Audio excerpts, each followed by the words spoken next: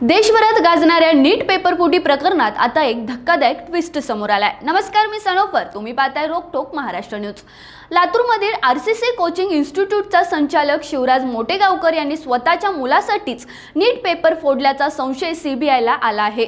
दिल्लीच्या विशेष न्यायालयाने मोटेगावकरला 9 दिवसांची सीबीआय कोठडी सुनावली असून चौकशीत मोठे पुरावे समोर येत आहेत। सीबीआयने लातूरमधील त्याच्या घरावर छापा टाकला असता थेट केमिस्ट्री विषयाची नीटची मूळ प्रश्नपत्रिका जप्त केल्याची माहिती समोर आली आहे। तपासानंतर एनटीए प्रक्रियेत महत्त्वाची जबाबदारी असलेल्या प्राध्यापक कुलकर्णी यांच्याकडून ही प्रश्नपत्रिका मोटेगाव पर्यंत पोहोचल्याचा संशय आहे। धक्कादायक म्हणजे यावर्षी मोटेगावकरांचा स्वतःचा मुलगा नीट परीक्षेला बसला होता। मुलाला मेडिकल प्रवेश मिळावा यासाठी हा सगळा खेळ रचला गेला का, याचा तपास आता सीबीआय करत आहे। इतकंच नाही, प्रश्नपत्रिकेच्या जोरावर इतर विद्यार्थ्यांच्या पालकांकडून लाखो रुपये उकळल्याचाही संशय व्यक्त केला जातो। आता पुढच्या 9 दिवसात या पेपरफुटी रॅकेट मधले आणखी किती मोठे चेहरे समोर येतात याकडे संपूर्ण देशाचं लक्ष लागलंय। रोकठोक महाराष्ट्राला सबस्क्राइब करा आणि बेल आयकॉनवर क्लिक करायला विसरू नका।